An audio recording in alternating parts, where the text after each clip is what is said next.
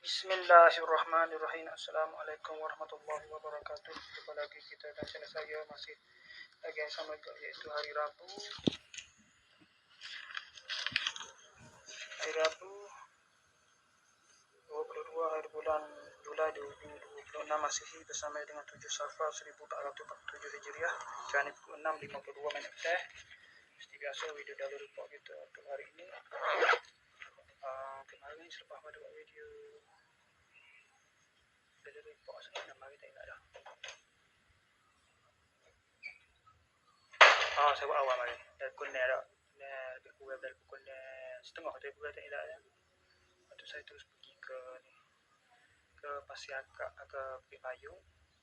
Ada pasang malam, pergi pasang malam sekejap. Lepas tu saya balik masa maghrib, saya pergi ke masjid Bukit Payung untuk semaya maghrib dan semaya syak. Ada kuliah maghrib sana. Lepas tu ada jual jamu makan sikit. Lepas tu balik mai sini ke Kedai Fikri. Maintenance sampai pukul 12.10 pagi.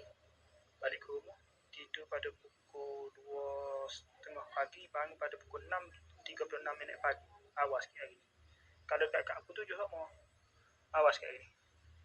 Bangun pukul 6.36 pagi, bangun terus mandi sampai subuh, makan sarapan. Lepas tu tak ada kerja apa kan, sambung tidur balik dah 7.30 tu. Bangun pada pukul 11.50 takdir pagi. Lepas tu tak jadi pergi mana-mana lah.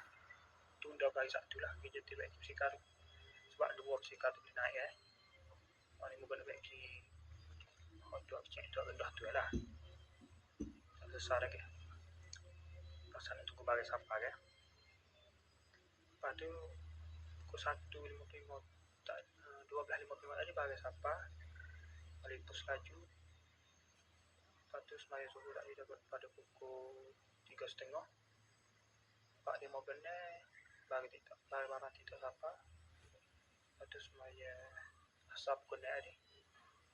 Lepas tu mai ke sini review barang TikTok dan barang Shopee tadi.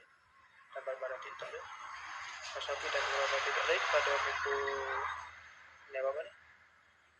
Ni 40 ni tak? Ni 40 berapa saya tak ingat lah. Ni 40 ni. Dan 50 ni terus video dari report. Okay, saya sekali saja untuk sesi video dari report kita untuk hari ini. Assalamualaikum, jumpa lagi. Bye.